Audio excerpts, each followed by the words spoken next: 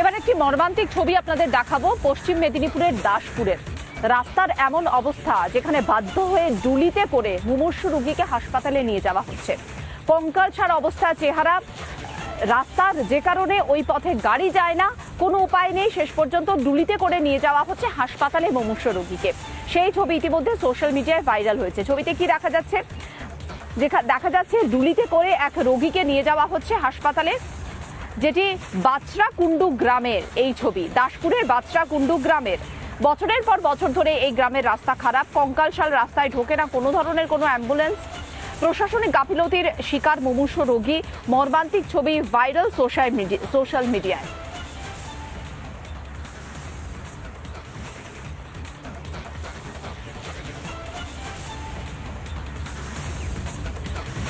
আমরা ছবিটা দেখাচ্ছি, দুটো ছবি, যেখানে আমরা দেখাচ্ছি এই মুহূর্তে দাসপুরের ছবি এবং একই সঙ্গে মালদার ছবি। দাসপুরের কথাটা আপনাদের জানালাম, যেখানে বাছড়াকুন্ডু গ্রামে, সেখানে মুমূর্ষু রোগীকে ডুলিতে করে নিয়ে যাচ্ছে, বাসের ডুলিতে করে রোগী হাসপাতালের পথে।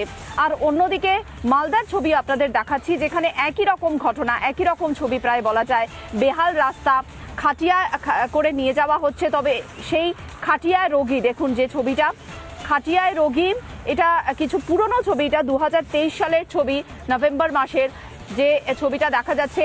অর্থাৎ এত বছর পরেও ছবি যে বদলায়নি, মালদার ছবিটাই এবার দেখা যাচ্ছে পশ্চিম মেদিনীপুরে। বছরের পর বছর পার হয়ে যায়, উন্নয়ন নাকি রাস্তায় দাঁড়িয়ে রয়েছে পশ্চিমবঙ্গে। সেই উন্নয়ন যে কিভাবে রাস্তায় দাঁড়িয়ে রয়েছে সেটা দেখুন। উন্নয়ন যদি রাস্তায় দাঁড়িয়ে থাকতো তাহলে সাধারণ মানুষকে ডুলিতে করে রোগীকে হাসপাতালে যেতে হতো না, খাটিয়ায় রোগীকে নিয়ে হাসপাতালে যেতে হতো না, যেখানে নাকি রাস্তার এমন অবস্থা যে অ্যাম্বুলেন্স ঢুকছে না, জমা জলে নাজেহাল খাটিয়ায় রোগী। যেটা ছবিটা আমরা দেখাচ্ছি আপনাদের এই মুহূর্তে উদয়নারায়ণপুরেরও 2024-এর সেপ্টেম্বরের ছবি। দেখুন 2023-এর ছবি মালদহের, 2024-এর ছবি সেপ্টেম্বরের, এবং রিসেন্ট সম্প্রতি ছবি আপনাদের দেখালাম দাসপুরের। এই তিনটে ছবি বলে দিচ্ছে যে ঠিক কিভাবে উন্নয়ন দাঁড়িয়ে রয়েছে রাস্তায় পশ্চিমবঙ্গে।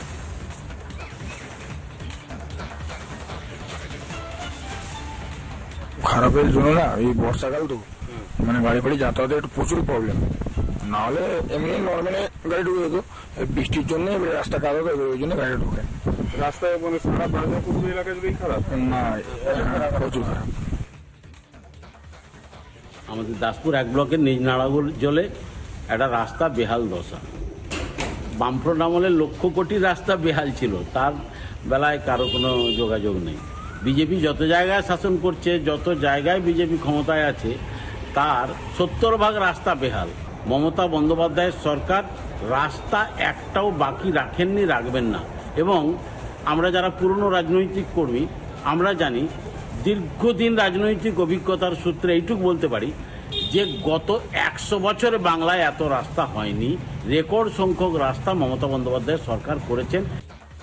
যে নিজেদের ব্যর্থতা রাখতে বিজেপির উদাহরণ টানো, অন্য রাজ্যের উদাহরণ টানো, সিপিএম এর উদাহরণ টানো। আরে সিপিএম খারাপ করেছিল বলেই না তাকে সরিয়ে দিয়ে আপনাদের দায়িত্ব দেওয়া হয়েছে। আপনারা এই 12-15 বছরে কি দায়িত্ব পালন করলেন সেইটা বলুন। আপনারা এটা অস্বীকার করতে পারেন যে ছবি আমরা দেখছি এটা ভুল ছবি। আসলে রাস্তা তৈরির যে পয়সা, সেই পয়সা দুর্নীতি হয়ে নেতাদের পকেটে ঢুকে গেছে, মানুষকে এই পরিস্থিতির মধ্যে এত পড়তে